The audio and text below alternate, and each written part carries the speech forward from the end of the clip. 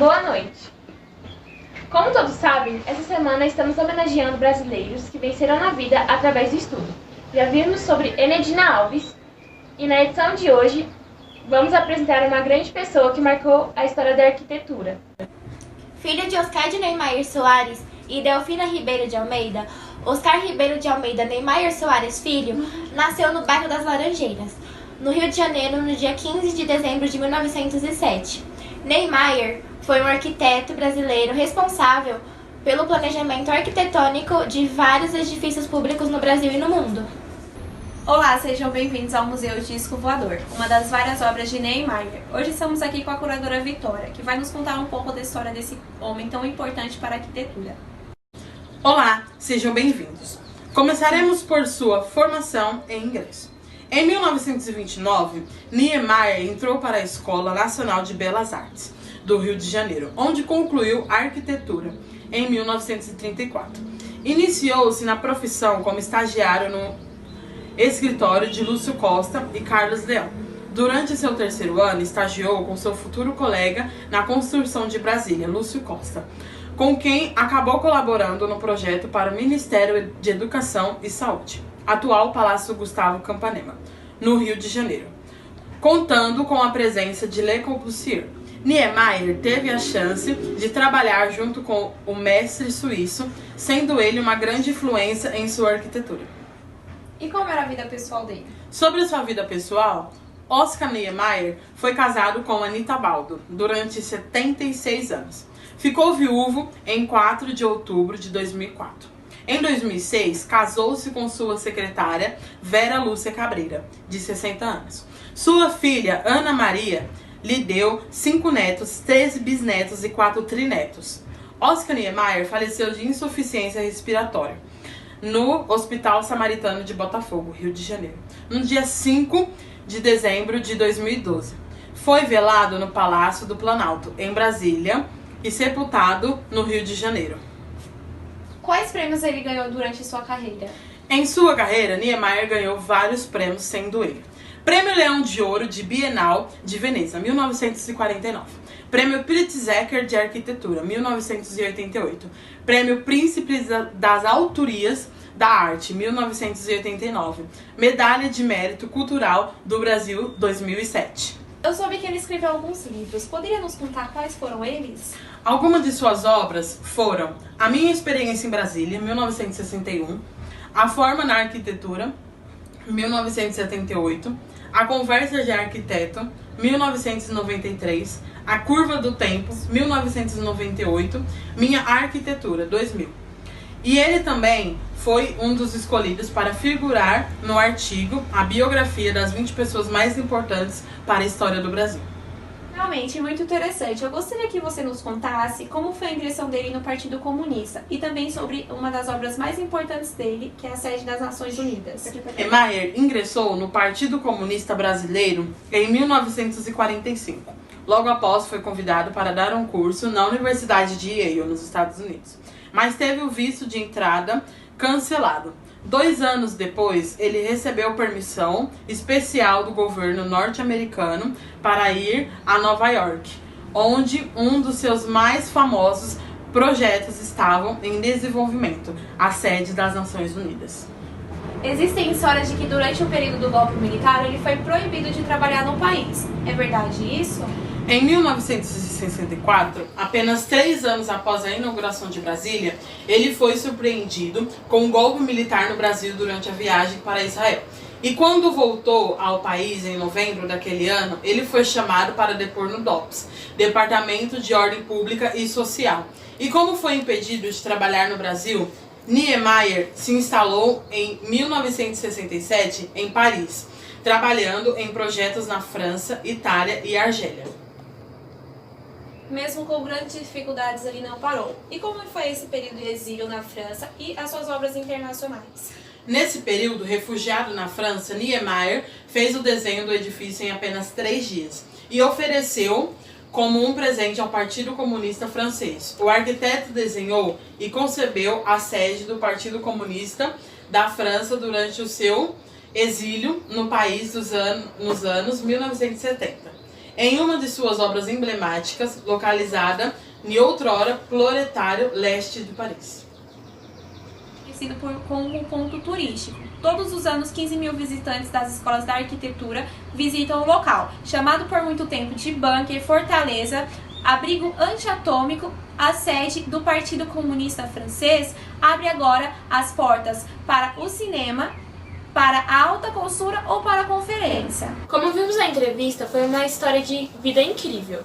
E foi de grande interesse conhecer um pouco sobre esse tão importante arquiteto que fez grandes obras no Brasil e no mundo. Veremos agora uma visita no Museu Cleise Marisa de Siqueira, onde serão exibidos maquetes sobre as obras de Niemeyer e também serão mostradas algumas obras em imagem. Nós vamos conhecer o Museu Cleise. Hoje nós temos aqui preparado uma sala inteira para abordar de assuntos como as grandes obras do Oscar Niemeyer, um arquiteto tão conhecido no Brasil e no mundo. Aqui a gente vai conhecer o processo de algumas obras importantes e famosas, não só no Brasil, mas no mundo todo. Bom, aqui a gente tem uma obra de 1936 projetada no Rio de Janeiro. Essa obra, inicialmente ela não foi projetada pelo Oscar Niemeyer, e sim por Le Corbusier, porém ele teve uma pequena participação nos projetos, na menção de aumento e tudo mais, porém não teve tanta participação assim. Aqui ele foi projetado para ser a sede do Ministério da Saúde e Educação, porém hoje ele já não atua mais com essa funcionalidade. Hoje em dia ele é o Palácio Gustavo Campana. Aqui em 1940, o Juscelino Kubitschek faz um pedido especial para o Oscar Niemeyer, que projetasse um espaço que pudesse abordar vários lazeres, várias atividades. E em uma noite, o Oscar Niemeyer projeta o conjunto da Pampulha, em apenas uma noite. E esse conjunto, ele abrigava uma igreja, um clube, um cassino. Então, esse espaço, ele queria, o Juscelino gostaria que tivesse, assim, grandes atividades. E em uma noite, o Oscar projetou o conjunto da Pampulha. Em 1947, em Nova York, o Oscar Niemeyer ele é convidado para projetar a sede da Organização das Nações Unidas. E ele, com esse projeto, tinha o intuito de trazer um pouco da corporação entre as nações, essa coisa de proximidade, de união. E foi isso que ele fez no projeto da ONU. Aqui no Ibirapuera, ele foi projetado em 1951, porém a sua inauguração mesmo só foi efetivada em 1954. Por conta das reformas, das mudanças. Em 2005, a gente vai ter uma outra inauguração e em 2012 uma nova reforma. Então, a gente teve alguns processos de inauguração do Ibirapuera, mas inicialmente ele foi totalmente projetado pelo Oscar Niemeyer. Em 1951, ainda no mesmo ano do Ibirapuera, o Oscar Niemeyer ele projeta o edifício Copan. E o que foi o edifício Copan? Ele, na verdade, foi por conta da efervescência de São Paulo. São Paulo é uma capital muito diversificada, urbanizada, com grandes grupos de arte, grandes empresas. Então, por conta dessa efervescência urbana, o Oscar Niemeyer cria o edifício Copan, na intenção de ser um edifício bastante urbanizado, porém também que atendesse às curvas, a modelagem da qual ele gostava de trabalhar. Então ele projeta o edifício Copan. E nessa brincadeira ele gostaria de o Copan seria um concorrente do Rockefeller Center. E na verdade hoje nós temos a grande arte, que é o edifício Copan. No mezanino do Copan hoje, ele abriga uma grande gama de arte, de artistas, de pessoas que trabalham com arte. Bom, aqui a gente vai ter, em 1952, uma casa no Rio de Janeiro, que o Oscar, ele particularmente obedeceu à estrutura da casa, gostava dessa coisa da natureza muito próxima, que abraçava o edifício e tudo mais. E essa casa foi uma das casas que o próprio Oscar Niemeyer viveu por um tempo. Em 1957 a 1966, a gente tem o grande projeto, que é o mais famoso do Oscar Niemeyer, que foi a projeção de Brasília, dos palácios, dos poderes. E isso tem uma questão muito histórica para o Brasil. o Brasil ele vivia num momento de transição da capital, que era o Rio de Janeiro, para Brasília. Então já se tinha no século XIX, aqui no Brasil, essa vontade de trazer essa transferência de poderes, trazer a capital por motivos políticos e como ameaça de outros países, ameaças externas. Então teve essa necessidade de mudar, transferir a capital do Brasil para Brasília. Aqui em 1965 a 1980, o Oscar Niemeyer projetou um edifício que é a sede de um grupo político comunista na França. Então, aqui a gente tem esse edifício que também, assim como o Copan tem as curvas, tem um pouco da modernidade, mas também trabalha muito com a característica que o arquiteto, né, a mais gostava, que eram essas curvas, esses desenhos, essas coisas não muito lineares, mais onduladas, e ele cria esse edifício. O próprio Oscar Niemeyer era um comunista ativo, então ele ficou muito feliz nesse processo de fazer um edifício como esse. E aqui a gente tem o Sambódromo Darcy Ribeiro, que fica na Marquês de Sapucaí, no Rio de Janeiro. Ele foi construído em 1983, abriga as grandes festas carnavalescas. Desculpe. E hoje ele também, quando não estamos no período de carnaval aqui no Brasil, ele também abriga outros movimentos, alguns grupos que fazem teatro, dança e até mesmo outras artes. Aqui a gente tem, em 2001, a criação do Museu Oscar Niemeyer em Curitiba. Bom, esse museu ele é muito especial e tem um processo muito importante na vida do Oscar, né? Por mais que anos mais pra frente ele venha a falecer.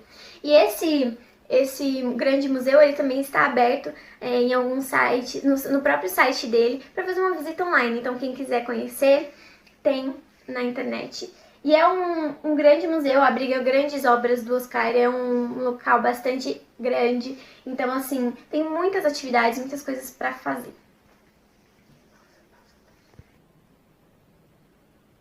Aqui a gente tem o Centro Administrativo de Minas Gerais, que foi projetado para ser a sede do governo mineiro.